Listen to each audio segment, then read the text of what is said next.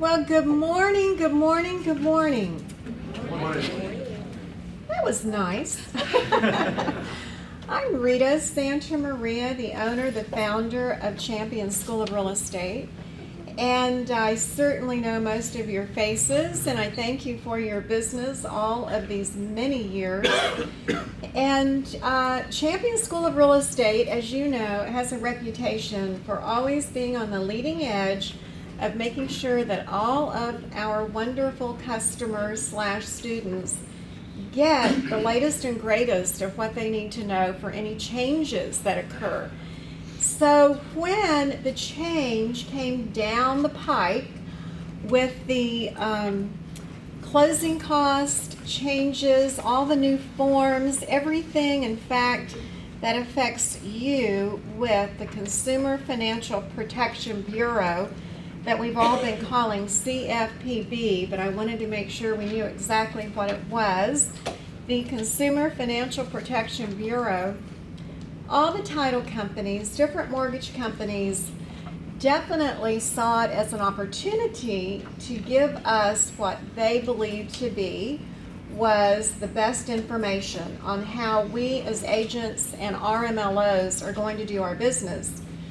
Well, we had the pleasure of meeting Joby Danigan in Las Vegas when he was invited to speak for the T3 Summit, and just a couple of months ago. And the fact that he was with that particular agency as lead attorney and knows this particular new law inside and out, Kimberly Didelowitz and myself attending that seminar thought how wonderful it would be for our students if we were able to get Joby here to give you the actual how we are going to proceed with the new forms, with the new rules, with the new timetables, with everything that's called change. How many of you like change? Good girl, good guy. Most people don't, and yet we know once we go through change, it wasn't as hard or as difficult as we thought it was going to be. Now, Joby in a few minutes will tell you the actual truth about how it's going to come down, when it's definitely going to come down.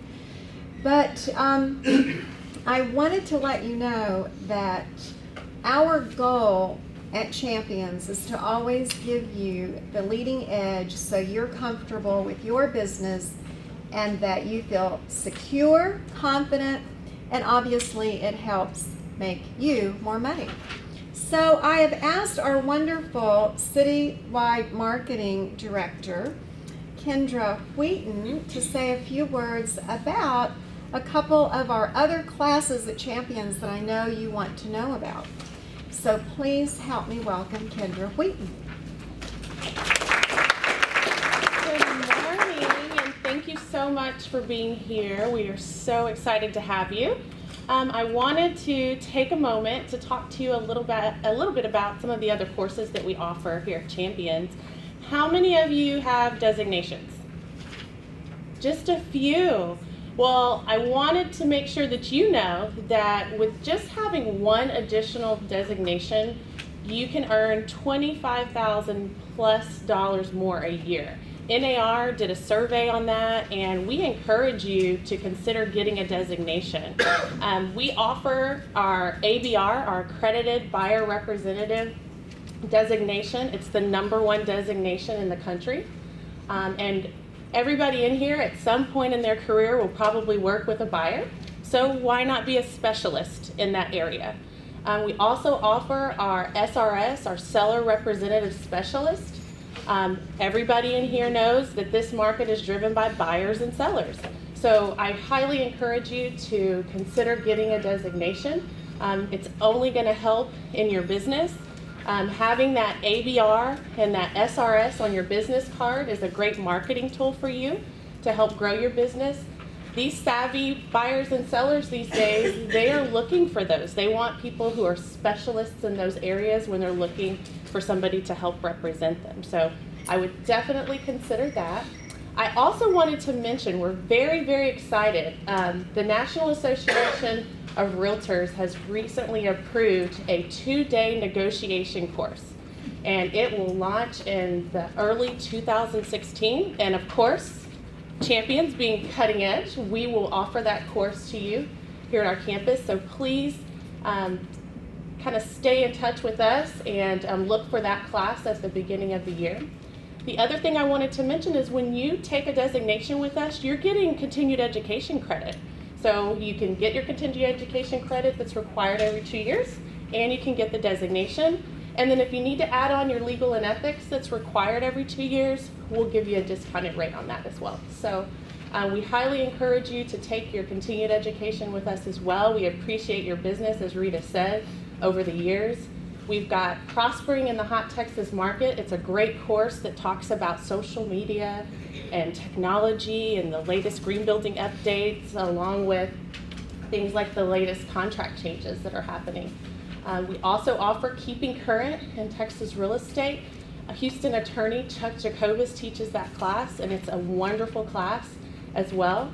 And if you have your broker's license and it's listed as an entity, or if you have at least just one person reporting to you, you're required to take broker responsibility every 2 years. And of course, Champions offers that course as well. So a great array of classes that we offer, from designations to certifications to continued education. So first and foremost, thank you for your continued support. We wouldn't be where we are today without your support and your referrals that you give us. Based on enrollments, we're the largest real estate school in the country, and that's because of each and every one of you sitting here. So thank you for your business again, and I hope you have a wonderful class today.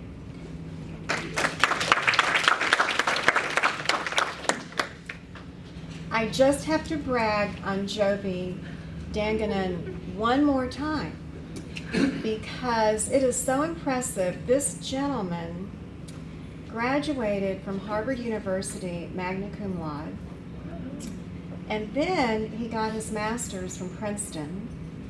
And when I was telling him how amazing that was, he said, "They're just schools." I think we feel otherwise. Well, Joby is the lead attorney in mortgage origination, was the lead attorney in mortgage origination, mortgage servicing, credit reporting, and various unfair and deceptive practice investigations for the U.S. Consumer Financial Protection Bureau, otherwise known as CFPB. We have seen those letters everywhere in the last few months. He was a founding member of the CFPB, Office of Enforcement. And then as well, he was invited to be on a committee that was the, let me get it exactly right, the Financial Crisis Inquiry Commission in 2010, where they investigated investment banks, financial institutions, and regulators for all of the financial crisis that we had in 2008. He was appointed just one among 87, which is certainly a small group of people, to put that particular report together for our president and the government on the crisis that happened with our monetary market in 2008. I really can tell you, I could go on and would go on about his credentials because they're amazing. But then one day, Joby woke up and said, "Wow, I have all this education. I am such a very smart gentleman. They've lost my mind. I'm going to be an entrepreneur and start my own wonderful company." So Syndio, I gave some of you a flyer for that. Syndio is his company, and he is the general counsel and chief compliance officer for that particular company that we can go online and check out. You might want to be involved with them with any of your particular loans. and it is based in San Francisco. So today he's going to let us know how to not be afraid, not be anxious, but to be prepared when our lives change. We thought August 1. We know we have a few more months now to get ready, but he will give you the entire nitty-gritty because he knows this act from top to bottom. So please help me welcome a really nice person, Joe.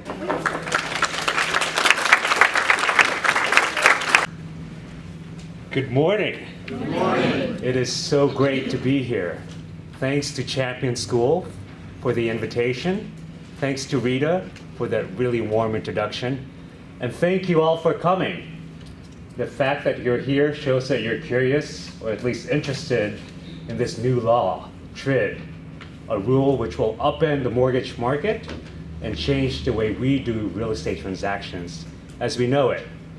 Now, there's been a lot of chatter, a lot of misinformation about this new rule, how it will delay your closings, derail your deals, and cause the end of the world. Well, fear not. Today's presentation will give you what you need to know about TRID so that you can do your job effectively, legally, and in a compliant manner. By the end of the session, you'll be prepared, not scared of TRID. So today's agenda, my presentation is organized into 4 main sections. First, I'm going to go over why you should care about TRID and why this new rule is critical in doing your job.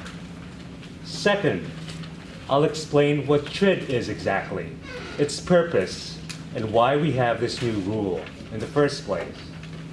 Third, we're all going to take a deep dive into how TRID works. We're taking a closer look at the new disclosures, the loan estimate, or the LE, and the closing disclosure, or the CD. Throughout this presentation, I'll be mentioning LE and CD so many times that it's going to become part of your acronym vernacular, just like TILA, RESPA, OMG, WTF, LOL, JK. Finally, I'm going to summarize everything you learned about TRID and highlight the most important aspects so that you can do your job effectively. So first, why should you care? Well, it's really going to depend on where you are in the real estate life cycle. If you're a lender, any loan officers here? Yes. If you're a lender, you should care a lot. You should be prepared by now. You should be responsible. That's because you're responsible for the entire TRID process. You're responsible for the delivery of the disclosures. You're responsible for the timing of the disclosures. You're responsible for the accuracy of the disclosures. If you're unprepared, you have not shown good faith in trying to comply with this new law. You'll be exposing yourself to private lawsuits, class actions, and government enforcement actions. Under the Dodd-Frank Act, the Consumer Financial Protection Bureau, or CFPB, can go after companies and persons who violate consumer financial protection laws. That includes TILA and RESPA. That includes TRID. And Dodd-Frank allows the CFPB to penalize companies up to $1 million per violation per day. So if you're a loan officer and you've knowingly violated TRID and you originated 50 loans in a week, guess what? That's $50 million in maximum penalty just for those 50 loans. Second, if you're a real estate agent or broker, anyone here a real? So we have some folks here. You also should care about TRID. As the client's primary source of contact, they'll be looking to you to answer questions about this new disclosure. Having some knowledge about this new rule, having some familiarity about how this disclosure looks like, will give you a competitive edge. You'll be a trusted source. It'll lead to more leads. It'll lead to more referrals from satisfied customers. Also beware, You should start vetting your lenders now. They should be prepared with TRID. Otherwise, if your lenders are unprepared, it could actually delay your closings and derail the whole deal. If you're a service provider, a title company, if you're an appraisal company, an escrow company, or a title closing attorney, you should also be prepared because you're feeding fees to the lenders who will disclose those fees. Those fees have to be accurate. Otherwise, no lender would want to work with you if you keep feeding them inaccurate fees. Finally, if you're a consumer, and we're all consumers here, congratulations, you're the big winner. TRID was created for you. It's going to make the entire mortgage process easier, faster, cleaner, and more transparent. These new rules are meant to enable consumers to better understand the mortgage process so that they know before they owe. The new disclosures will also enable consumers to shop around. The purpose of the loan estimate, for example, is for a consumer to get a loan estimate from one lender, look at the interest rates, look at the closing costs, look at the fees, and take another loan estimate from another lender, look at the interest rates, the closing costs and fees, and compare, and then therefore empower the consumer to choose which lender works best for them. But consumers beware, working with a bad lender could derail your deal, delay your closings, and prevent you from getting the home of your dreams. So, now that everyone cares about TRID, what is TRID exactly? TRID stands for TILA, RESPA, Integrated Disclosure. In a nutshell, TRID is a new set of disclosures that combine overlapping, often confusing forms currently required under two laws, RESPA and TILA. And TRID combines those forms into one set of easily understood disclosures for consumers. TRID was created by the Consumer Financial Protection Bureau, or the CFPB, as part of their Know Before You Owe initiative. Again, the purpose of this rule is to ensure that consumers are empowered before they take the biggest financial decision of their lives. So let's dig a little deeper. TRID is actually an acronym of an acronym. Mind blown, right? The T in TRID stands for TILA, or the Truth in Lending Act. TILA is a law passed by Congress back in the 60s to protect consumers and force lenders to tell the truth whenever they lend to consumers with regards to credit cards and mortgages and other consumer products. With regards to mortgages, TRID requires that at the beginning of the mortgage process, at the application, that an early TIL form be given to the consumer, and at the end of the process, a final TIL form be given to the consumer. TILA was enforced and regulated by the Federal Reserve. You might have heard of this federal agency. They set our national interest rates. They set the national economy, even the global economy. Now let's go to the R in TRID. The R in TRID stands for RESPA, Real Estate Settlement Procedures Act. You should all be familiar with RESPA. RESPA is a law passed by Congress back in the 70s to protect consumers in real estate transactions. Specifically, RESPA is meant to require disclosures at the mortgage process, and second, to prohibit kickbacks for referrals in real estate transactions. You might have heard of it as the anti-kickback rule. With regards to disclosures in the mortgage process, RESPA requires that a good faith estimate or a GFE be given within 3 days of the application process. And at the end of the mortgage process, at the closing table, that the consumer be given the HUD-1 form.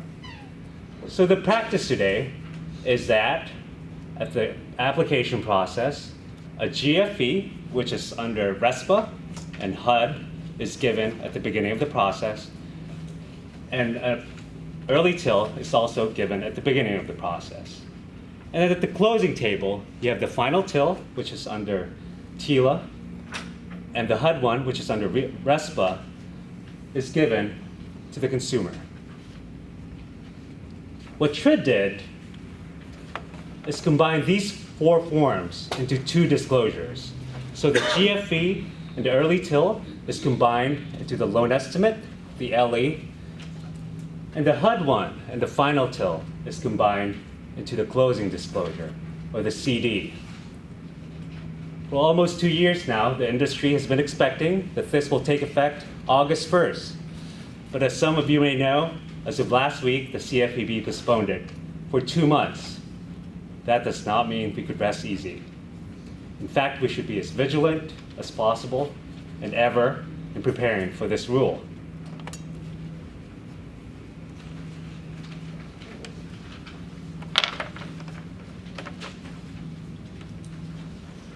So to summarize, let's break this down.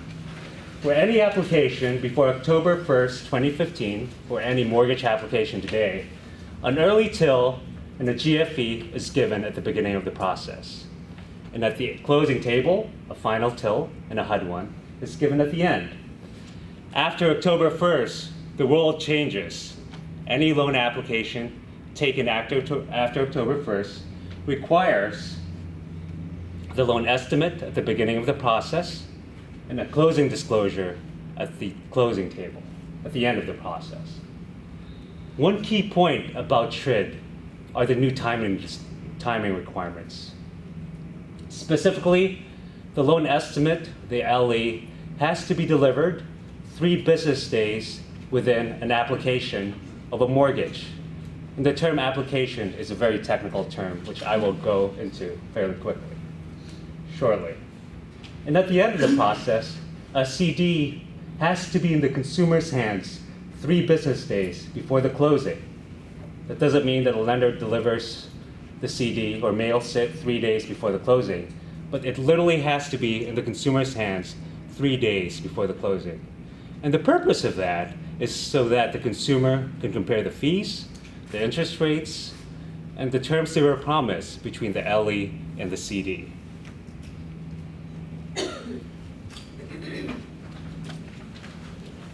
Before we move on, I'm just going to briefly narrate why we have this rule in the first place. Why do we have TRID? Well, in short, it's because of the 2008 financial crisis. The worst financial crisis that this country has suffered since the Great Depression. Millions of people lost their homes. Consumers became the victims. They were duped into loans they could not afford, loans that would eventually blow up on their faces. You might have heard of option arms, interest-only loans, negative amortization, balloon payments. And because of the foreclosure crisis, Congress acted and passed the Dodd-Frank Act to protect consumers. And it created the Consumer Financial Protection Bureau. Congress told the CFPB to make the consumer mortgage process easier for the consumers involved. They told the CFPB to integrate, to make the disclosures easier so that consumers could know before they owe and before they take the biggest financial decision of their lives. So before the CFPB even opened its doors to the public, they started testing different prototypes of what a great disclosure would look like. The CFPB went to 9 different counties all over the country, tested with hundreds and hundreds of consumers, both in English and Spanish, and they tested the prototypes between their proposed disclosures and the old disclosures, the GFE, the TILs, the HUD-1. And what they found is a 98% improvement in understanding of the terms, the interest rates, and the obligations of the consumer to the mortgage. So the final rule, TRID, was actually issued back in November 2013.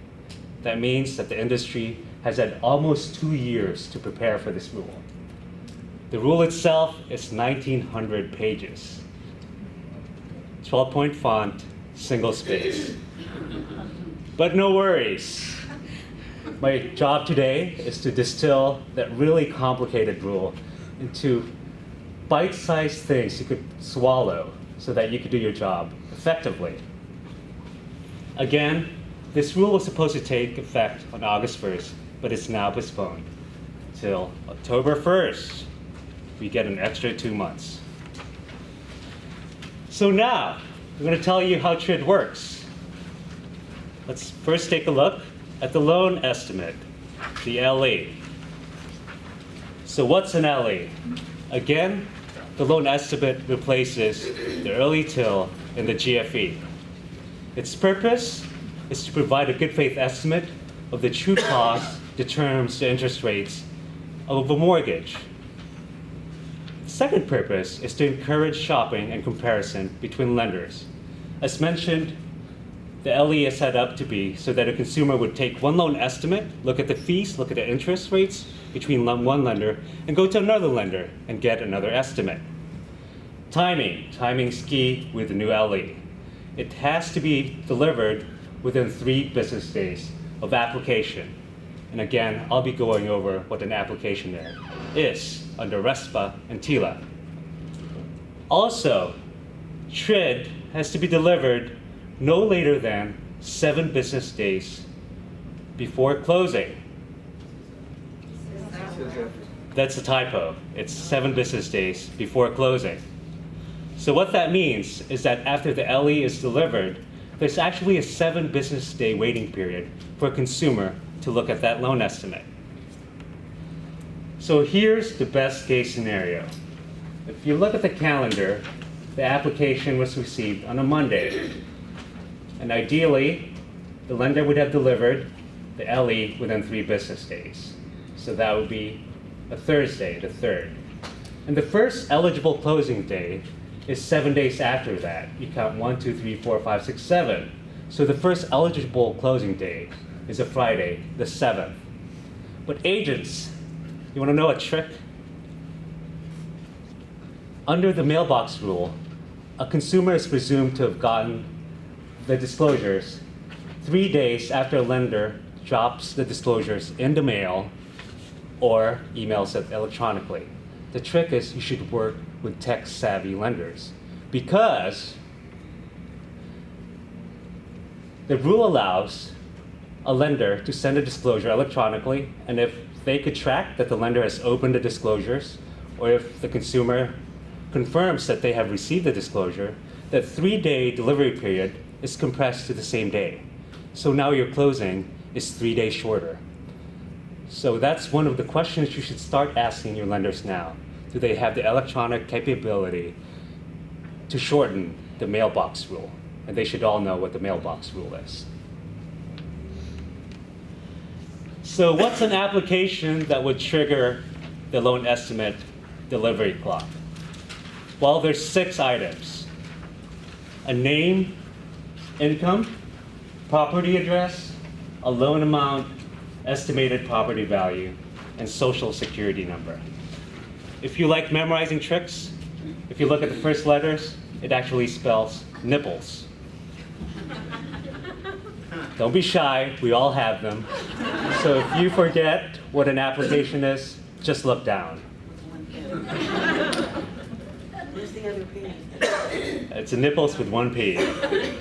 Very good catch. So there are actually 3 really important points about an application in the loan estimate. First, it eliminates the discretion that many lenders have now in holding back a good faith estimate because they don't want to give it to a consumer. Under the new law, once a lender has the nipples, all 6 elements of an application, they have to deliver the LE within 3 business days. They have no choice. If they don't, they're violating the law. Second, under the LE, a lender can't require any upfront charges before they deliver the LE. The only exception is a very minimal fee, a credit reporting fee, which is about $14. Otherwise, if a lender requires upfront charges, for example, if they start charging an appraisal fee before sending the disclosure, then they're violating the law. A third point about the application is that a lender cannot require verifying information before they issue the LE, and the consumer has expressed an intent to proceed with the application. For example, if a lender is taking a pre-approval over a phone, Once they have the 6 items, the lender is legally required to send the disclosure, the LE. When they're talking over the phone, they can't require the consumer to send verifying information like a bank statement, an asset statement, a W-2. That's a big no. Once the consumer has given the lender the 6 things for an application, the lender has to deliver the LE within 3 business days. If they don't, they're violating the law. Finally, that makes pre-qualification, I'll take questions at the end, thank you. Finally, that makes pre-qualifications and pre-approvals really tricky, because it's hard to pre-approve a consumer if you can't verify their income or their assets. One way around that is for consumers who are still shopping around, they really don't have a property in mind yet. And guess what? There's no pee in nipples. There's no application. So you're not obligated to send out the LE. That means you could still do pre-approvals. But the CFPB said, if you're going to do worksheets that would lay out what you think the interest rate would be, the terms, and the fees, you could send a pre-approval letter. But the worksheet has to include this specific language in bold letters.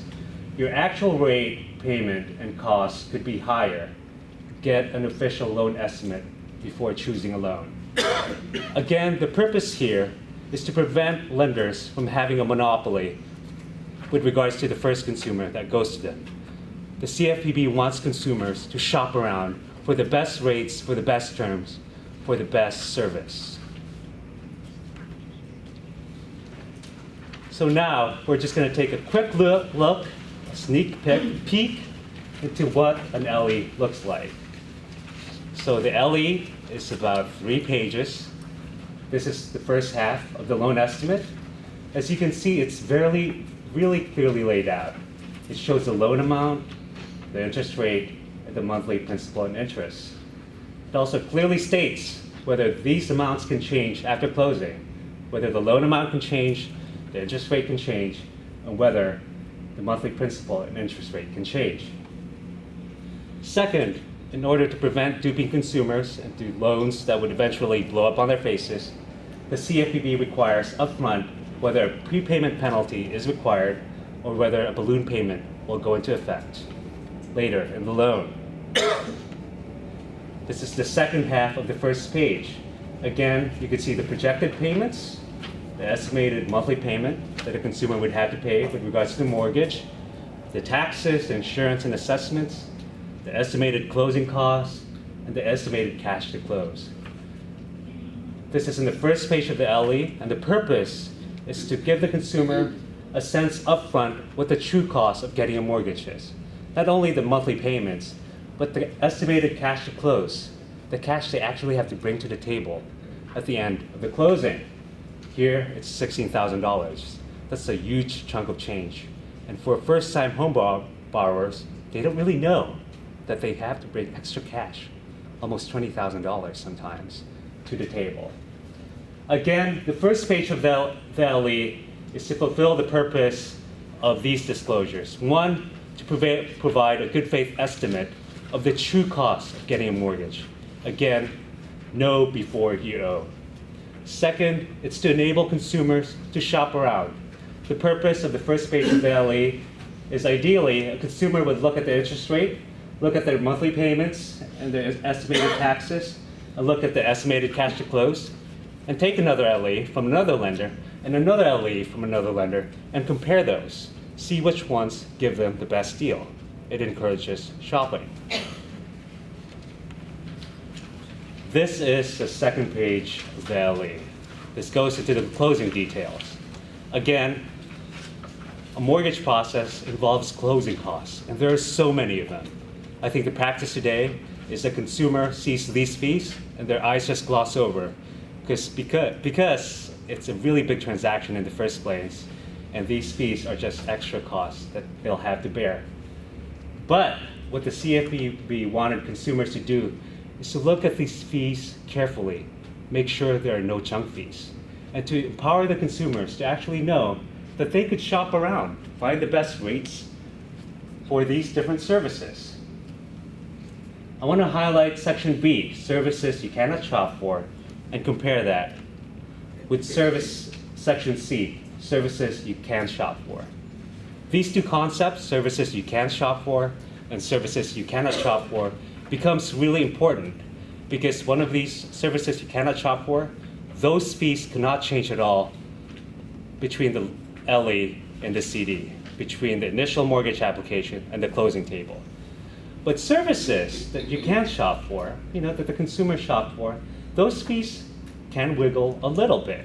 It could either wiggle a lot, or there's what we call in the mortgage industry a 10% tolerance, which I will go into a little later. Finally, you get the total closing costs laid out in the bottom, again, and the estimated cash to close. Finally, here's the third page of the LE. And this page for the mortgage gurus actually looks like the current early TIL form. It shows, for example, what a consumer would have paid in 5 years in principal, interest, mortgage insurance, and loan costs. It shows the APR. Note that the APR is on the last page and that the interest rate is on the first page. That's because a lot of lenders fudge the APR numbers so that a consumer would go to them. No more. The APR is on the third page. And this is the second half of the final page of the LE. I'd just like to highlight a couple of things in this disclosure. If you look at the appraisal section, under the current rule, that's actually a separate disclosure from the GFE and early TIL. But what the CFPB did is say, hey, we're combining two disclosures, RESPA and TILA. Why don't we combine other disclosures to just make it really simple for a consumer? So now there's a required disclosure for appraisals, which is under a law called ECOA, Equal Credit Opportunity Act. And what that law says is that if a consumer applies for a mortgage and they get an appraisal, if they pay for the appraisal, the lender has to give it to the consumer within 3 business days. They paid for it, it makes sense. But guess what? Before this rule, lenders sometimes withheld appraisals. Another big section, another old disclosure that is now looped into the new loan estimate, is the servicing section. It clearly states whether the lender intends to service a loan or whether they're going to transfer the servicing of the loan. That's actually a big surprise for many consumers these days.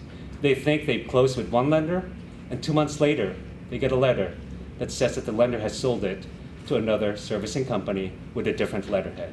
They're shocked. They don't know what happened. Now they're empowered and they know that a lender or broker has sold a loan for somebody else to service. Finally, the confirm receipt section.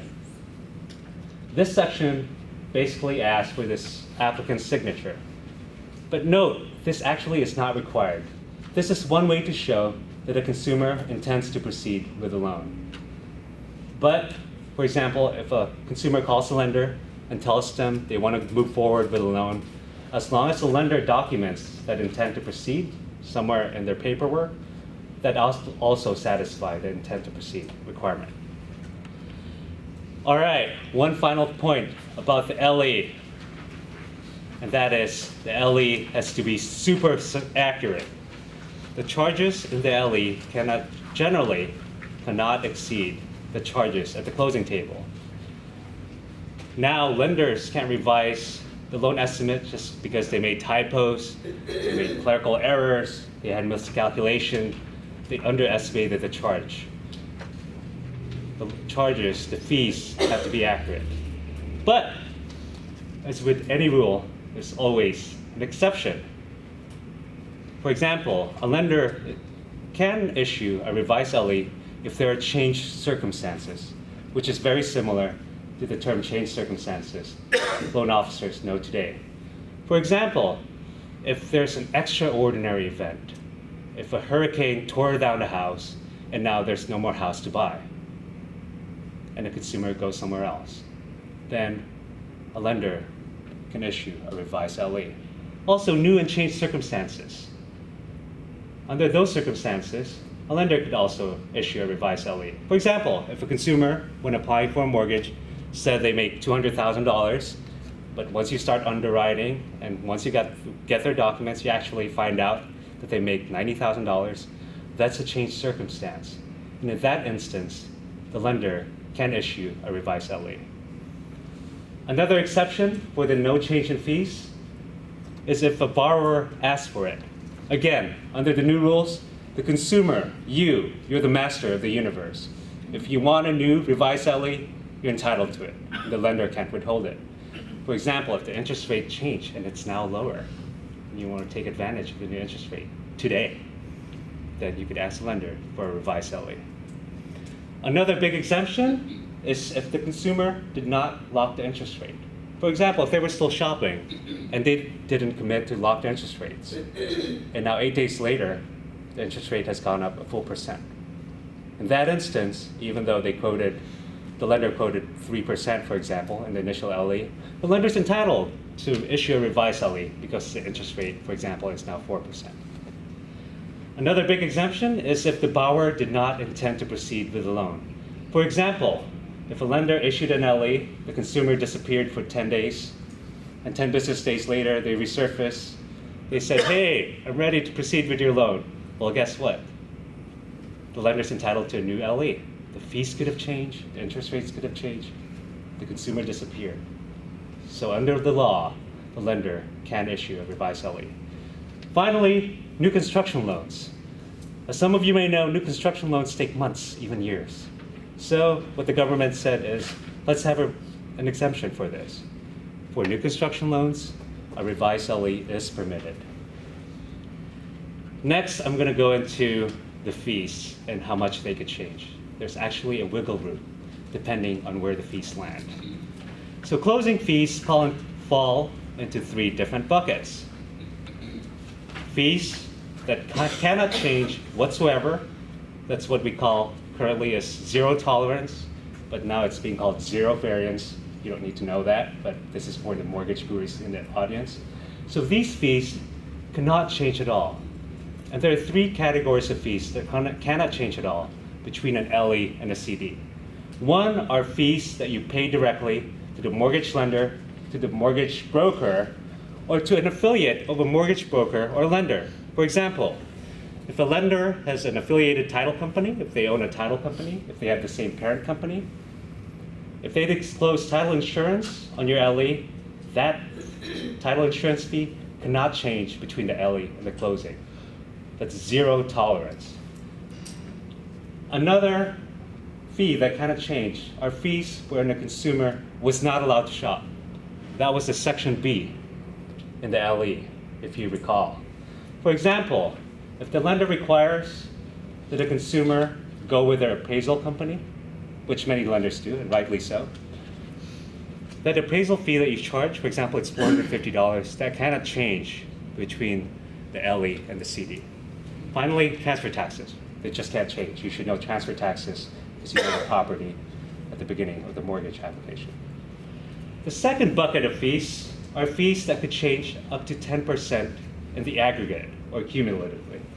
So these fees include recording fees or unaffiliated third-party charges where a consumer was allowed to shop and a consumer selects from a written list of providers. Under the new rule, consumers are allowed to shop, and there's a form, which I'm not disclosing here. There's a form called Written Service Provider List. For example, if you're a lender and you work with specific title companies and closing escrow companies, but you're not affiliated with them, if you list those companies in the service provider list, a consumer can still shop around. They might choose them, but since you've now disclosed these specific title companies, those fees are subject to a 10% aggregate tolerance. That means the closing table, the fees cannot change more than 10%. Finally, the third bucket of fees are fees that could change up and down. These are prepaid interest, home insurance fees, for example, escrow impound fees, and fees where a consumer shopped around for a service that was not on their list. For example, if you had a written service provider list with these title companies, but the consumer is really savvy and they found a really cheap title company somewhere in who knows where, then those fees can't change. They shopped for it and they're now bound to it. So what does it mean? What does this mean practically? What this means is if the closing costs exceed the LE fees under the first and second buckets, under the zero tolerance, the 10% cumulative variance, then the lender has to refund any excess within 60 business days of the closing. So for real estate agents out there, you should know that if there's any fees that exceed these variances, a consumer is entitled for a refund for any excess. Otherwise, the lender is violating the law. But the lender has 60 days to make the consumer whole. All right, that's a lot of details. We're halfway there. So that's the loan estimate. Now, let's go dig deeper into the other disclosure, the other big disclosure, the CD. So what's a CD? A CD, once again, replaces the current forms, the HUD-1 and the final TIL. It's supposed to reflect the actual terms and costs of the transaction. This is the finish line. These are the final fees, the final interest rates, the final cost of getting this mortgage. If actual terms or costs change prior to closing, for example, fees change, and this is going to happen, some fees do change, it happens a lot, then the lender has to provide a corrected disclosure. The really key important point about the CD are the new timing requirements. Really pay attention to this. Under the new rule, the consumer has to get it in their hands 3 business days before closing. And again, the purpose of that is so that the consumer can compare the LE and the CD fees. But the consumer can waive this 3-day waiting period if the consumer meets any of these 3 things. First, if there's a bona fide personal emergency. For example, if a consumer wants to buy a home that's about to be foreclosed and they don't close within those 3 days, then the consumer has an emergency and they could waive the 3-day business rule. Second requirement in order to waive the 3-day rule is if the consumer received the corrected closing disclosure. And the third requirement is if the consumer gives the lender a handwritten letter stating their emergency and explicitly stating that they want to waive the 3 business day rule. This is a letter that says, hey, I want this house now. I've looked at the disclosures. I don't need to wait 3 business days to compare this. But the CFPB said that this has to be a letter from the consumer. This can't be a template from the lender that they just send to the consumer to fill out. It has to be a letter from the consumer that lays out these 3 things, laying out the personal emergency, that they've received the closing disclosure, stating the emergency, and stating that they want to waive this 3-day rule. Also, under the new rules, the seller has to get the closing disclosure no later than the day of consummation, the day of closing. So here's the best case scenario. Again, the application, you've seen this calendar. The application is received on a Monday. The lender delivers it in 3 days. You count 7 days from that. That's the first eligible closing date. That's a Friday. And the closing disclosure has to be delivered, must be in the consumer's hands 3 days before the closing. Ideally, if you have a tech-savvy lender, they could technically send it on the 4th because ideally, you should have a tech-savvy lender because that's the 3-day window before the closing. My point there is under the mailbox rule, if your lender is old school and they mail disclosures in snail mail, what that means is after they drop it off, again, the presumption is that the consumer receives it 3 days later. So if the lender actually delivers it on the 4th, what that means is delivers it via snail mail on the 4th. That means the consumer is presumed to have gotten it on the 7th, and you add 3 extra business days for the consumer. That's the waiting period, the 3-day rule. Hopefully that's clear. I'm sorry for the confusion, but I'm ready to answer the questions after the presentation. All right, the dreaded delays. This is where the agents should pay attention because again, this could derail your deal and delay your closing. There's been a lot of misinformation about this, so pay attention. There are only 3 circumstances where there's a 3-day delay is required. First, if the APR increases, but by 1/8% for a fix, 1/4, I believe, for an ARM. But if the APR decreases between the LE and CD, there's no additional 3-day waiting period. Yay, exactly. The second big exception is if the loan product changes. For example, if you promise a consumer a fixed mortgage, and at the end, the consumer is seeing an ARM, then the consumer is entitled to an additional 3-day waiting period. Now you get a delay. Finally, if a prepayment penalty is added, for example, if the LE said there's no prepayment penalty, and at the closing table or 3 days before the closing, the consumer sees a prepayment penalty that was added, guess what? On top of the 3-day rule, now you add another 3 days before the loan could close. So these are the 3 big exemptions. Memorize them. If the APR increases, if the loan product changes, and if a prepayment penalty is added. The good news is if anything else changes, there's no 3-day waiting period. The lender still has to provide the corrected CD. That means that the CD at the closing table has to be super accurate. It's a final CD, but there's no additional 3-day waiting period. So you real estate agents should know these scenarios. For example, in the final walkthrough, you see that the refrigerator is broken or the oven is broken, and now the buyer wants $1,000 credit from the seller because they didn't know that it was broken. In that instance, there's no additional 3-day waiting period. Additional 3-day waiting period. The lender still has to provide a corrected disclosure that says, here's the new credit to the buyer, but an additional 3-day period is not required. Other changes to payments made at closing, real estate commission, taxes, utilities, proration, amounts paid into escrow. These could also change, right? But there's no additional 3-day waiting period. Again, a corrected CD still has to be given, but there's no additional 3-day waiting period. Finally, typos on closing tables. They happen. This states the purpose of the disclosure. It says, this form is a statement of final loan terms and closing costs. Compare this document with your loan estimate. That's the purpose of the CD. Consumer is able to look again at the loan amount, interest rate, monthly principal, and interest. Here's the second half of the second page of the CD. Again, it looks exactly the same as the LE. It lays out the projected payments and the costs at closing. Here are the closing cost details. For all the mortgage gurus out there, this looks very similar to the current HUD-1.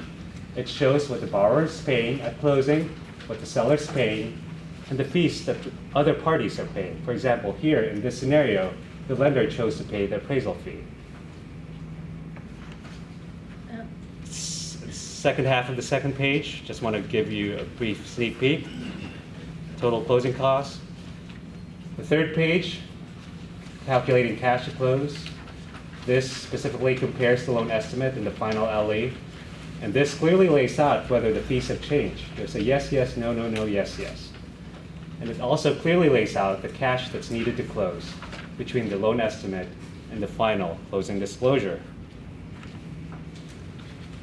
Here, the second half of the third page is again very similar to HUD-1. It calculates the cash to close from the borrower to the seller. Here's the fourth page of the CD. Again, these are a bunch of disclosures.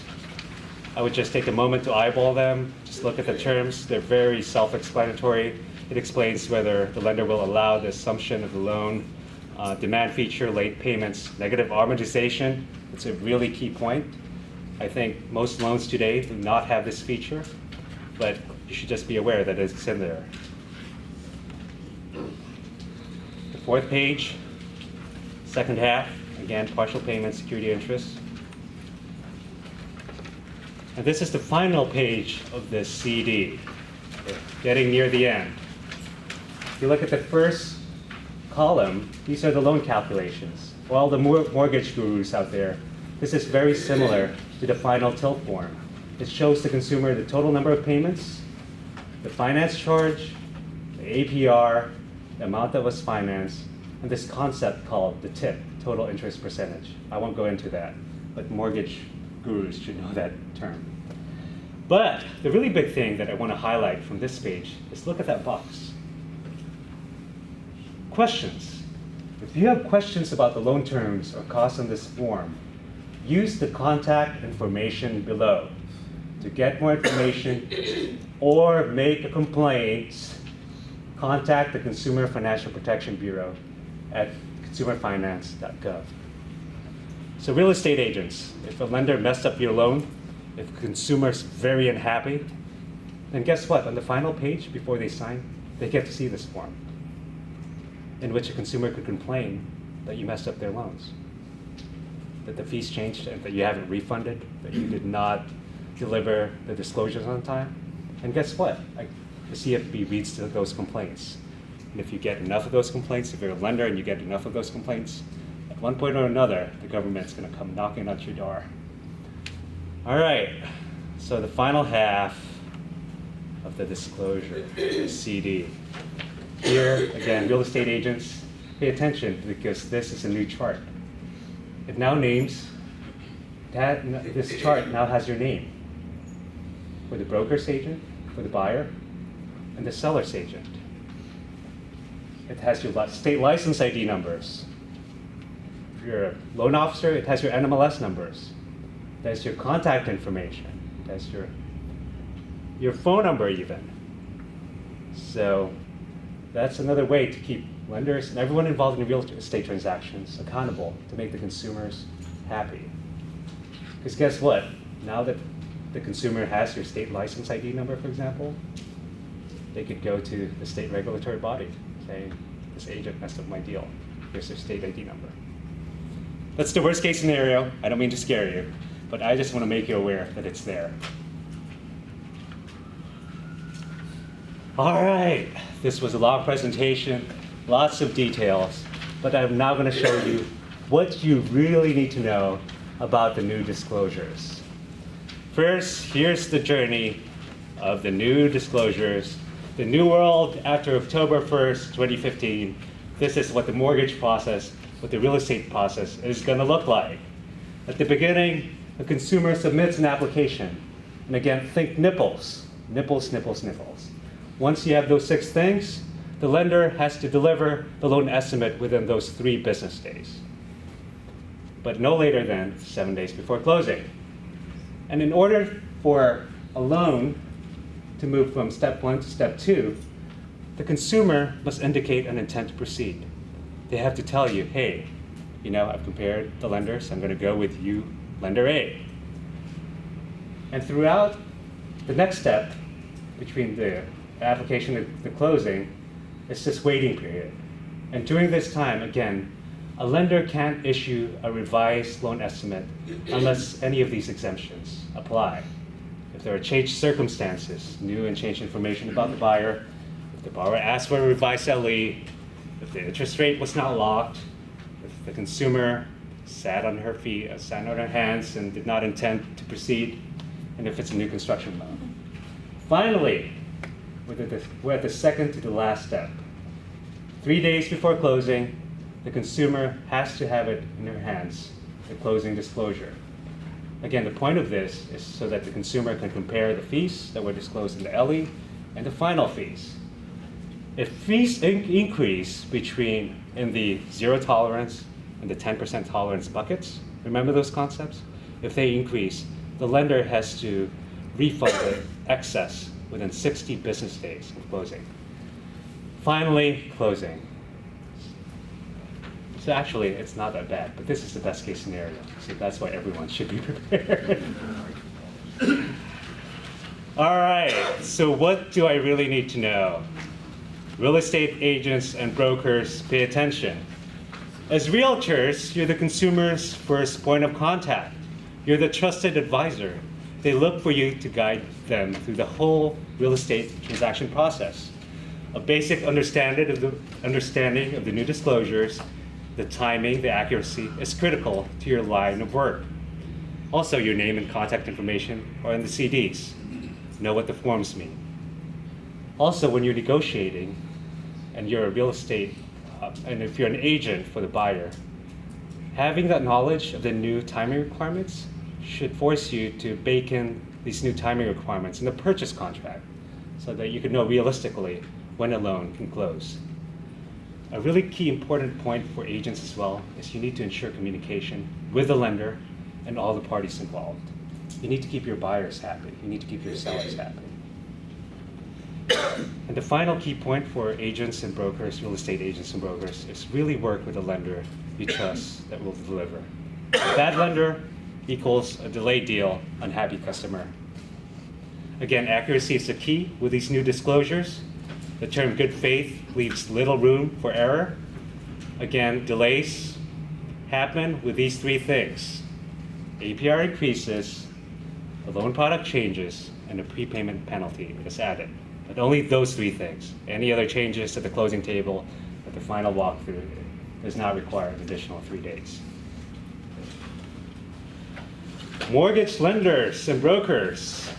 There are several of you out there. Well, what you really need to know is everything. You're responsible for everything.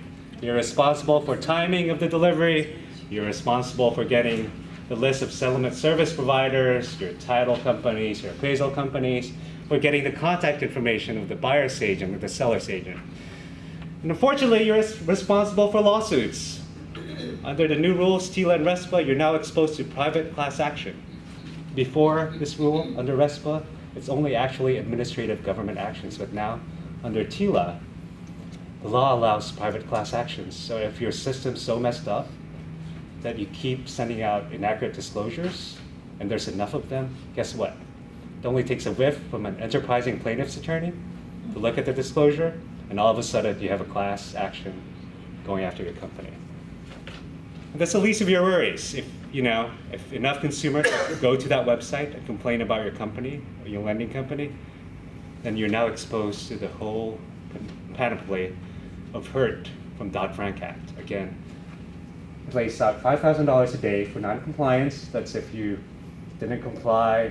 $25,000 per day for reckless, if you're reckless, and $1 million per day for knowing violations, if you intentionally violated the new rules. Also, settlement service providers. If you're a title company, escrow company, closing attorney, appraisal, what do you need to know? Well, you need to know that your fees have to be accurate.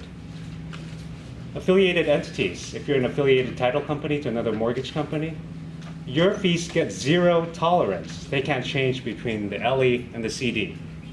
Also, if you keep feeding inaccurate fees to lenders, no one would want to work with you.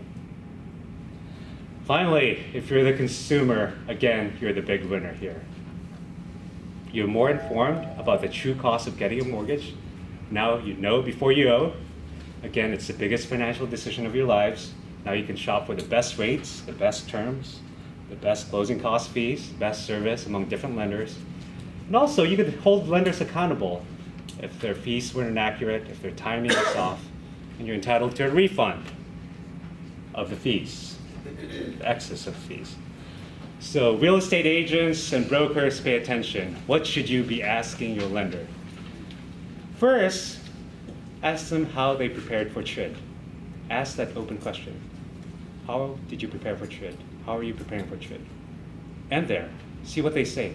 Ideally, they would say that I've trained my loan officers, that I've updated my systems, that I know the law, that I'm going to guarantee your timing, the accuracy, your disclosures. So I don't want your deal to fall apart. The second question you should ask your lender, are your systems updated with TRID requirements? Do the systems talk between the lender and the title company, the appraisal company, and the lender? The third question you should ask is how can you ensure the accuracy of the fees?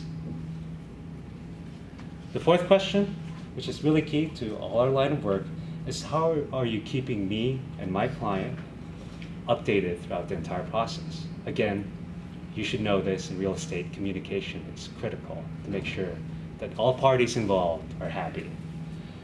Finally, the last and really important questions that you care about is what are you doing to prevent delays? That's the last question you should ask your lender.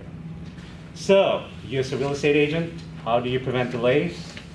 Easy, work with a lender that you trust, and you know, you've been around for a while, so you have specific lenders that you like and trust. And also work with a lender that's prepared. Work with a lender that knows TRID, that knows the timing requirements, and that knows the accuracy requirements. And finally, again, I can't hammer this point home enough, communicate throughout the entire process. Here's the future. There's TILA the cat and RESPA the dog, which equals love. So hopefully you're now prepared, not scared of this new disclosure come October 1st. It'll be okay. All right, so this is the end. I'm really happy to take any questions. I just like to make a caveat that I no longer work for the government. My personal opinions are my own.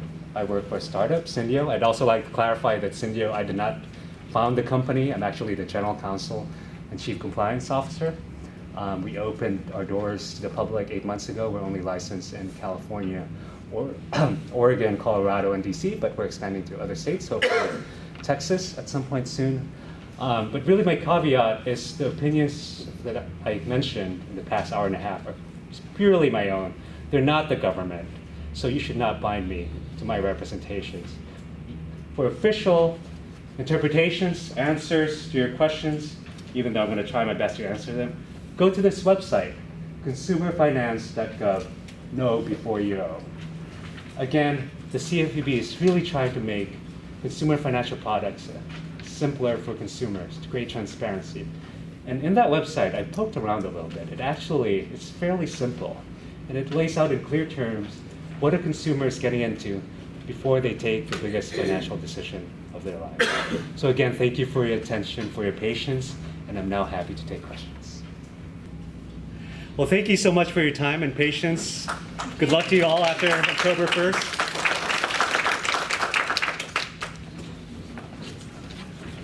I just want to say thank you for your business. And our loan classes are awesome, as you all know, with Tina and Paul St. Amand. And as well, when the deadline was changed to October 1, we will have another seminar again in September so that everybody will most definitely be ready. But please, let's give Joby a really big Texan thank you. Thank you.